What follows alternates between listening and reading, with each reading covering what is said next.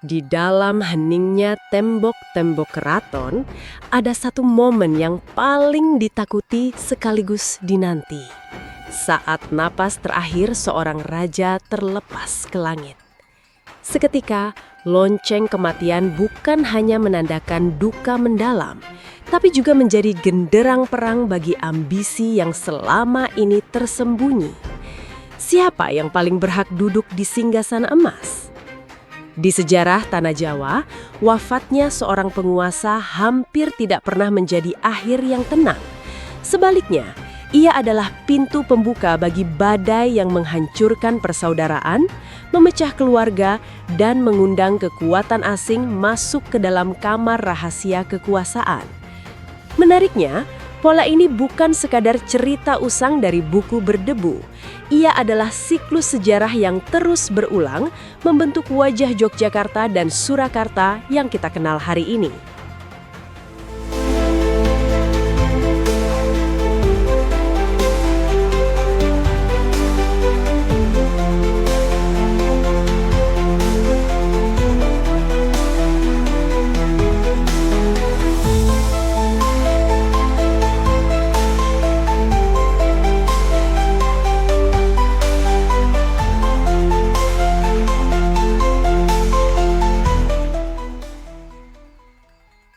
Mari kita luruskan satu hal. Kerajaan Jawa bukan sekadar deretan bangunan indah dengan ukiran kayu yang rumit atau tempat para abdi dalam menjalankan ritual sunyi. Jauh di balik tembok-temboknya yang kokoh dan harum dupa yang mengepul, keraton adalah pusat gravitasi politik yang nyata selama berabad-abad. Ia adalah jantung dari sebuah peradaban. Tempat di mana satu tanda tangan bisa mengubah nasib jutaan nyawa. Namun, sejarah mengajarkan kita bahwa semakin tinggi sebuah tahta berdiri, semakin kencang pula angin yang berusaha meruntuhkannya. Kekuasaan, sekuat apapun ia terlihat, selalu memiliki titik paling rapuh, yaitu saat sang pemimpin, sang pemegang mandat langit, mengembuskan nafas terakhirnya. Untuk benar-benar memahami mengapa ketegangan suksesi masih terasa hingga era modern, kita harus memutar waktu kembali ke masa lalu. Kita harus kembali ke rahim dari segala kekuasaan di Jawa Tengah, sebuah entitas raksasa yang menjadi asal-muasal dari semua perselisihan ini, Kerajaan Mataram Islam. Mataram Islam pernah berdiri sebagai penguasa tunggal yang menyatukan hampir seluruh tanah Jawa di bawah satu panji. Wilayahnya membentang luas, pengaruhnya menembus batas-batas geografis, dan rajanya dianggap memiliki legitimasi spiritual sebagai wakil Tuhan di bumi. Namun, di balik kemegahan yang terlihat dari luar, ada sebuah sistem yang menyimpan bom waktu. Berbeda dengan kerajaan di barat, sistem pewarisan tahta di Mataram tidak sesederhana siapa anak tertua, dia yang berkuasa. Dalam tradisi Jawa yang kompleks, legitimasi seorang raja adalah hasil dari perpaduan banyak faktor. Garis keturunan yang murni, dukungan kuat dari faksi bangsawan, restu dari para elit spiritual, hingga kesiapan kekuatan militer untuk membungkam lawan. Masalah besar selalu muncul ketika seorang raja wafat tanpa meninggalkan konsensus yang absolut di kalangan keluarga kerajaan. Dalam ruang kosong kekuasaan itulah, ambisi mulai berbisik. Para pangeran, saudara, hingga kerabat jauh merasa memiliki hak yang sama atas singgasana. Dan situasi ini mencapai titik didihnya ketika satu faktor luar ikut campur, VOC Belanda. Company tidak peduli pada adat leluhur kita. Mereka tidak peduli siapa yang paling sah secara moral atau spiritual. Bagi mereka, tahta hanyalah alat dagang. Mereka mencari siapa yang paling lemah atau siapa yang paling mudah diajak berkompromi demi keuntungan ekonomi mereka.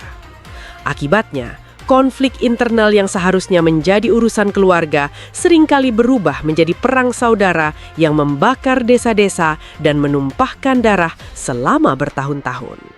Puncak dari segala ketegangan di Mataram meledak pada pertengahan abad ke-18. Bayangkan sebuah periode di mana tanah Jawa tidak pernah benar-benar tidur karena dentuman meriam dan derap kaki kuda. Saat itu, terjadilah pertarungan besar antara Pakubuwono III melawan pamannya sendiri, Pangeran Mangkubumi, adik dari raja sebelumnya yang merasa dikhianati oleh sistem dan campur tangan asing. Perang saudara ini begitu melelahkan, begitu menguras energi semua pihak, termasuk VOC yang mulai bangkrut karena membiayai konflik yang tak kunjung usai.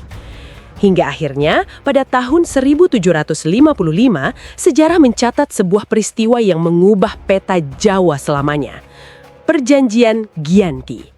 Lewat perjanjian ini, Mataram yang dulunya satu secara resmi dibelah menjadi dua. Di timur, berdirilah Kasunanan Surakarta di bawah pimpinan Pakubuwono III. Di barat, lahirlah Kesultanan Yogyakarta yang dipimpin oleh Pangeran Mangkubumi yang kemudian bergelar Sri Sultan Hamengkubuwono I.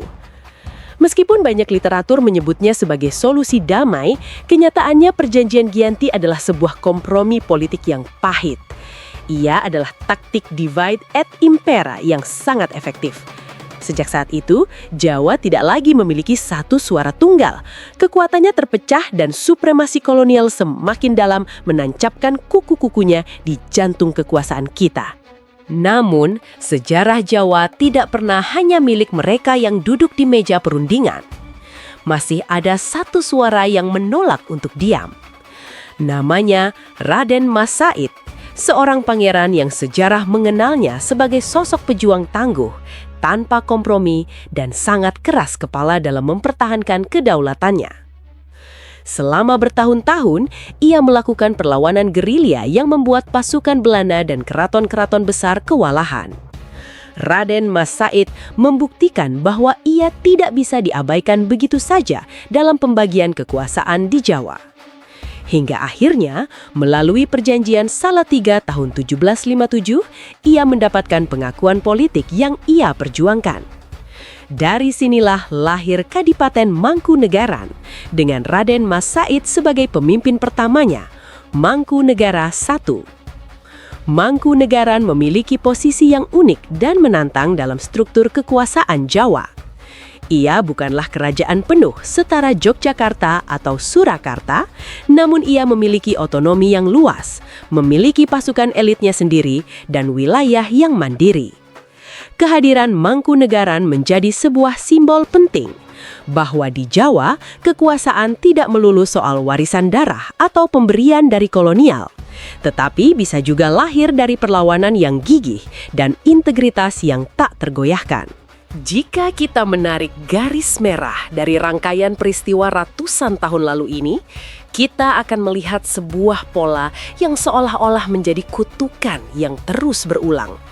Sejarah bukanlah garis lurus, melainkan sebuah lingkaran yang berputar pada poros yang sama.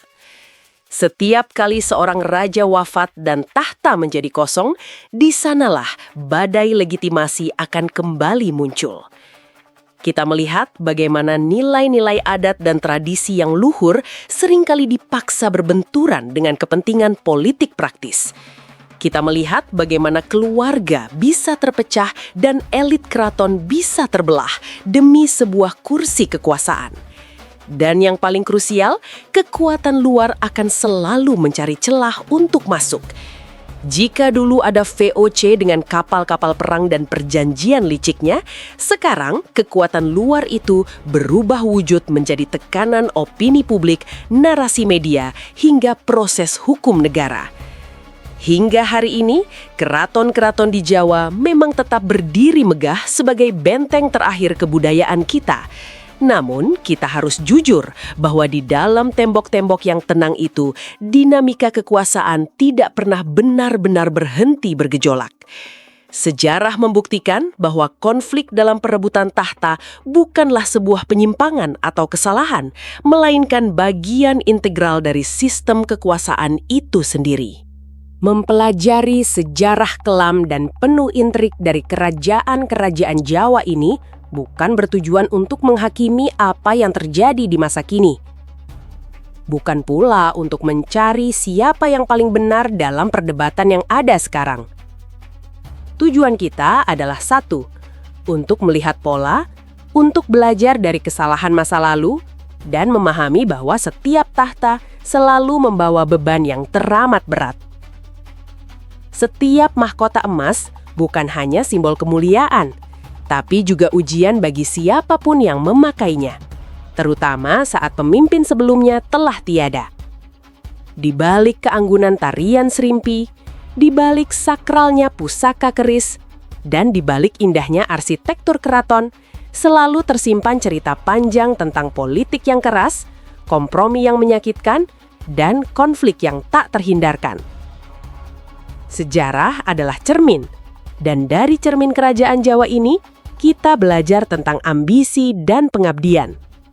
Jika kamu punya pendapat atau ingin kita membedah sejarah konflik di keraton tertentu secara lebih mendalam, silakan tulis di kolom komentar. Mari kita terus merawat ingatan kolektif kita agar tidak terjebak pada kesalahan yang sama. Jangan lupa untuk like, subscribe, dan aktifkan loncengnya agar tidak ketinggalan cerita sejarah lainnya.